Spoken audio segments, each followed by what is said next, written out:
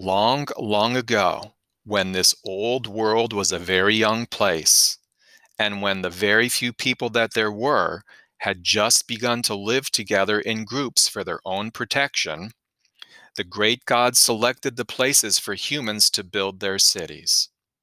They looked down upon the earth through the clouds that shrouded their home on the very peak of the high mountain called Olympus, and they chose sites that they thought would provide everything mortals needed to live and to prosper.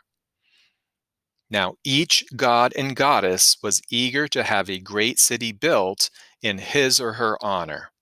And so the prime locations, the very best places for the great cities to be built, came to cause much bickering and jealousy among the many deities, for all wanted a great city built in their honor, a city whose people would worship that particular god or goddess above all others. It happened that great Zeus, the king and ruler of all the gods, had found a spot on earth that appeared to be absolutely ideal for the building of a noble city. Indeed, he foresaw that the city that would be built there would someday become the noblest city on earth. Well, you can imagine that all the gods and goddesses wanted this city for their own, and you would be right. But the two who wanted it the most were Athena, the goddess of wisdom, and Poseidon, the god of the seas and rivers. Now, Athena was one of Zeus's daughters, and so you might expect that her father would honor her request.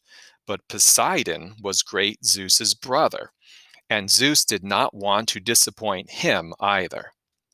Poseidon appealed to Zeus, saying that this location would provide the city with the greatest natural harbor in all the world and destine it to be the great seaport of the world.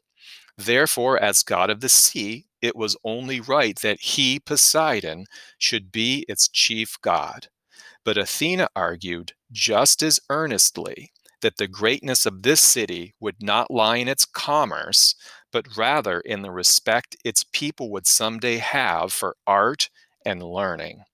As the goddess of wisdom, therefore, she thought that she should be its guardian.